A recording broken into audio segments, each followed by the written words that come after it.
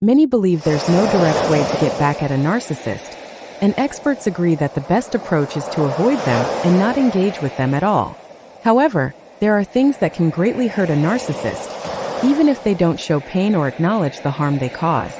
One of the things that can hurt a narcissist greatly is ignoring them. Feeling ignored is extremely painful for a narcissist, even if it's by someone insignificant in their life. This can cause the narcissist constant pain and significantly affect their mentality. Nevertheless, it's important to avoid seeking revenge against a narcissist and focus on your own life, avoiding continued interaction with them. When you ignore a narcissist, they depend on feeling in control and feeding off of you and your efforts. When you ignore them, you cut off the air they breathe. Therefore, this deprives them of their basic needs and denies them a place within you, which is a strong blow to their inflated personality. However, it's important to note that ignoring them cannot force a narcissist to change or feel pain, because a narcissist does not feel pain on the same level as others. Furthermore, a narcissist believes they have control over you, and that you cannot leave them under any circumstances. So, ignoring them is a strong blow to their inflated personality, and may force them to make more effort to regain your attention and the psychological nourishment they've lost with you. It's important to remember that a narcissist feels pain and inner weakness, but they try to hide it and cannot easily cope with it. However, it's important not to fall into the trap of responding to the narcissist or giving them the attention they seek, as this can reinforce their inflated personality and increase their control over you. Therefore, it's important to handle the narcissist with caution and not respond to their attempts to control you or regain your attention. By not responding to the narcissist's games and triumphing over them, they feel they've lost a significant source of psychological nourishment they cannot do without. At this point, the narcissist feels a severe blow and extreme pain. It's known that a strong narcissist does not easily show their pain and suffering, but keeps it inside. Therefore, they remember the pain they felt when they were alone. One of the painful things for a narcissist is to hold them accountable for their actions. When setting boundaries and conditions in a relationship with a narcissist, you prevent them from exploiting and crossing boundaries with you, making it clear that any word or action that hurts you will not be allowed. When the narcissist crosses these boundaries, you confront them with their behavior, and they have to take responsibility for their actions. It's crucial to handle the narcissist with caution and not allow them to control the relationship. Remind the narcissist that they must respect your boundaries and standards, and that crossing them will not be tolerated. At the same time, be careful not to hold the narcissist responsible for their actions, as they must take responsibility for their actions themselves. You know well what you're doing now. You're criticizing the narcissist and confronting them with their mistakes, which the narcissist cannot accept by their nature. Just criticizing them or disagreeing with them causes them extreme pain, and they find it difficult to bear. At this time, you're confronting them with their truth and revealing the perfect mask they always try to wear. You're telling them frankly that they're not right, that they're not perfect, and you're pushing them to look at their true selves and behaviors. One of the things a narcissist hates the most is to see their true self, which they know well and always try to hide from those around them. The narcissist intensely hates themselves because they realize they're a bad person, and all they do is manipulate, lie, and cheat to cover up the truth about their flaws they know well. As expected, they try to get you back into the relationship because they believe you have a strong attachment to their personality and that they can regain control over you with little effort. It's likely you'll face the narcissist's attempts to get you back into the relationship, but you must stand firm, seek advice and help from experienced professionals in this field, and not be swayed by the charm the narcissist tries to use to regain you.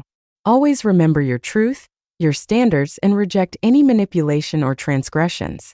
If you're already planning to end the relationship, you have a degree of power and control over the narcissist. The narcissist always wants to be the one to end the relationship on their terms and in their own way. When the narcissist ends a relationship with you, they only do so when they're confident they've found new sources to meet their needs. The narcissist always seeks to be the one to end any relationship on their terms and in their own way. When the narcissist ends the relationship, they want to appear as the victim and the one who has been wronged, to gain the sympathy of others. Moreover, they want to be able to conduct a smear campaign against you in their own way. In this case, the narcissist may start saying reputation-damaging phrases, such as, "It would have been better if I had not been in this relationship," or "It was my mistake from the beginning." The narcissist relies on appearing as the weak, victimized party to win the sympathy of others and show themselves in a better light. Playing the victim is one of the easiest roles for a narcissist to play, as they know how to lie well and manipulate others' feelings to show themselves as the victim who has been defeated. However, it may be impossible to convince the narcissist that they're the victim if you're the one who ended the relationship, as this can lead to total and terrible destruction for them. In addition, you should know that the narcissist never expected you to end the relationship, so you must be sure that this step will be difficult for the narcissist, and he may not forget it easily.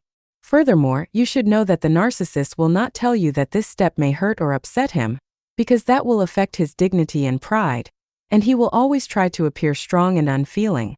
Despite the harm caused to the narcissist by this step, he will continue to seek new relationships and new sources of supply. You should know that the narcissist will not change no matter what happens, and he may become a worse person after the breakup.